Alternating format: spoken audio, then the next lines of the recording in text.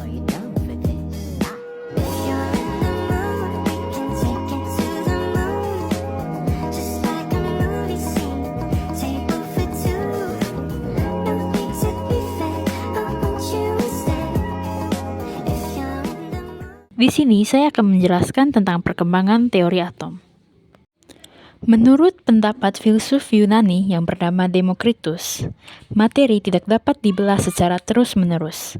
Maksudnya, pembelahan materi akan sampai pada suatu tingkat yang tidak dapat dibagi lagi. Bagian yang sudah tidak dapat dibagi lagi itu disebut atom. Kata lain berasal dari bahasa Yunani, atomos, yaitu a tidak dan tomos terbagi, yang berarti tidak terbagi atau invisible.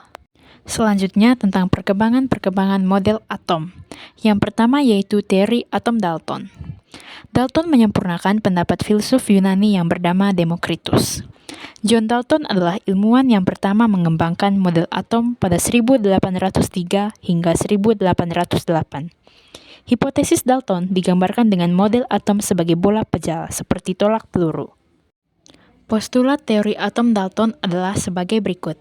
Yang pertama, materi tersusun atas sejumlah partikel kecil yang tidak dapat dibagi. Partikel itu disebut atom. Yang kedua, atom-atom suatu unsur identik yaitu baik ukuran, massa, volume, dan sifat kimia yang sama. Yang ketiga, dalam reaksi kimia terjadi pemisahan, penggabungan atau penyusun ulang atom-atom.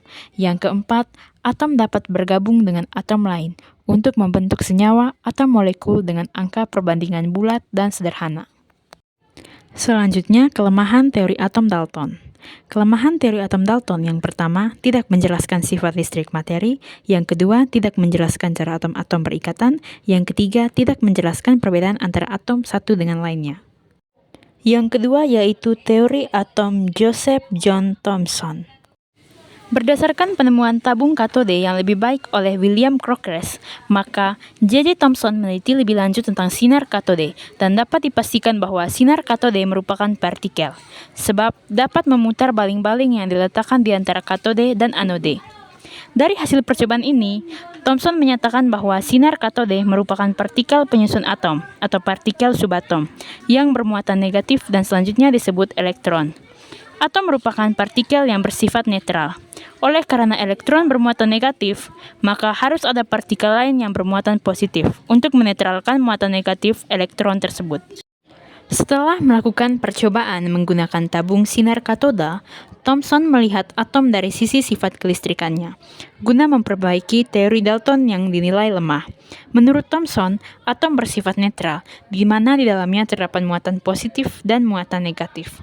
Kekurangan teori atom Thomson adalah tidak dapat menjelaskan susunan muatan positif dan negatif, atau tidak menjelaskan adanya inti atom.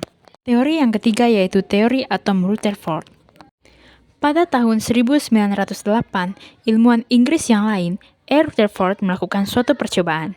Teknik yang dilakukan oleh Rutherford ini adalah dengan menembakkan seberkas partikel A yang ditembakkan melalui celah pelat timbal dan akhirnya menumbuk lempeng emas. Untuk mendeteksi seberkas partikel A tersebut yang keluar dari lempeng emas, dipasang lempeng yang berlapis zinc sulfida. Bila partikel alfa menumbuk lempeng ini, maka akan nampak suatu nyala sekilas yang dapat diamati secara visual. Hasil pengamatan Rutherford adalah sebagian besar partikel A lewat diteruskan, sebagian kecil dibelokkan, dan sedikit sekali yang dipantulkan kembali. Berdasarkan percobaan tersebut, kemudian Rutherford membuat 3 kesimpulan. Yang pertama, sebagian besar partikel sinar alfa dapat menembus plat karena melalui daerah hampa. Yang kedua, partikel alfa yang mendekati inti atom dibelokkan karena mengalami gaya tolak inti. Yang ketiga, partikel alfa yang menuju inti atom dipantulkan karena inti bermuatan positif dan sangat masif. Berikutnya, model atom Rutherford. Yang pertama, atom tersusun atas inti atom yang bermuatan positif dan elektron-elektron yang bermuatan negatif. Yang kedua, sebagian besar volume atom merupakan ruang kosong yang masanya terpusat pada inti atom. Yang ketiga, oleh karena atom bersifat netral, maka jumlah muatan positif harus sama dengan jumlah muatan negatif. Yang keempat, di dalam atom, elektron-elektron bermuatan negatif selalu bergerak mengelilingi inti atom. Teori selanjutnya yaitu teori atom Bohr. Pada tahun 1913, pakar fisika Denmark bernama Niels Bohr memperbaiki kegagalan atom Rutherford melalui percobaannya tentang spektrum atom hidrogen. Percobaannya ini berhasil memberikan gambaran keadaan elektron dalam menempati daerah di sekitar inti atom. Postulat Niels Bohr yang pertama, dalam mengelilingi inti atom, elektron berada pada kulit atau lintasan tertentu. Yang kedua, selama elektron berada pada lintasan stasioner tertentu, energi elektron tetap sehingga tidak ada energi yang diemisikan atau diserap. Yang ketiga, elektron dapat beralih dari satu kulit ke kulit lain dengan besarnya energi yang terlibat sama dengan persamaan Planck, segitiga E sama dengan H. Lintasan stasioner elektron memiliki momentum sudut. Teori atom mekanika kuantum didasarkan pada dualisme sifat elektron, yaitu sebagai gelombang dan sebagai partikel. Menurut de Broglie, cahaya dapat berperilaku sebagai materi dan berperilaku sebagai gelombang, atau dikenal dengan istilah dualisme gelombang partikel.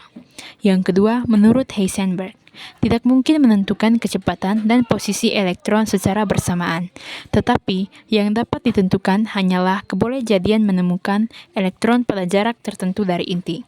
Yang ketiga, Erwin Schrödinger mengajukan teori yang disebut teori atom mekanika kuantum, yaitu kedudukan elektron dalam atom tidak dapat ditentukan dengan pasti. Yang dapat ditentukan adalah kemungkinan atau kebolehjadian ditemukannya elektron sebagai fungsi jarak dari inti atom.